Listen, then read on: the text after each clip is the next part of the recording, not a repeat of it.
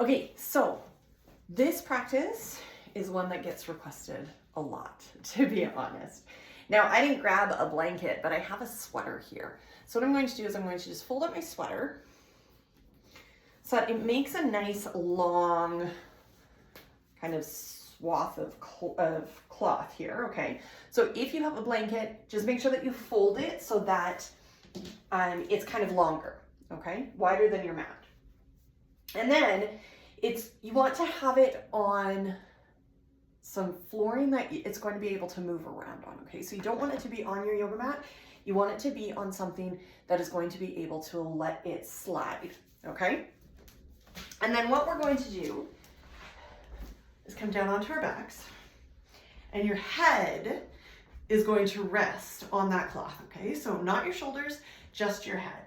I like to keep my knees bent here, but do what is comfortable for you. And then you want to hold on to the edges of the fabric, okay? So whether it's a blanket or a sweater like I've got here, okay? You want to hold on to the outer edges of it. And then just come into a comfortable spot. The back of your neck should be nice and long here. So gentle little tuck of your chin.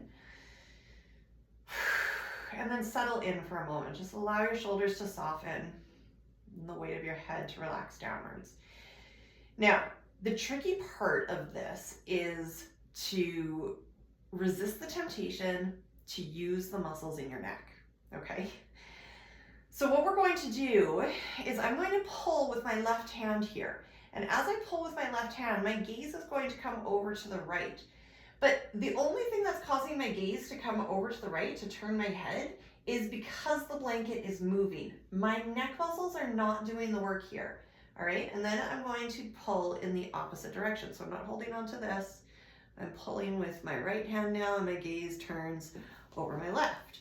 And then I'm going to alternate that, side to side.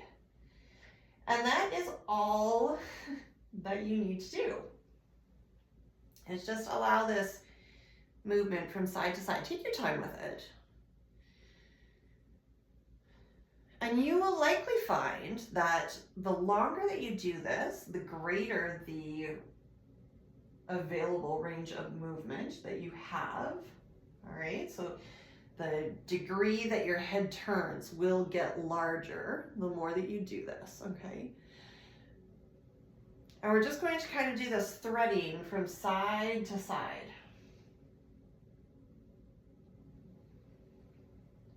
What tends to happen with the neck muscles is that they get tense and chronically held. And so this movement, where we're not using the muscles of the neck, they're just kind of along for the ride, reminds those muscles that they do actually have a greater range of motion available to them than what they typically allow, all right? This is a really nice passive release of the neck muscles. All right, so continue on as long as you like. Let me know what you think of it.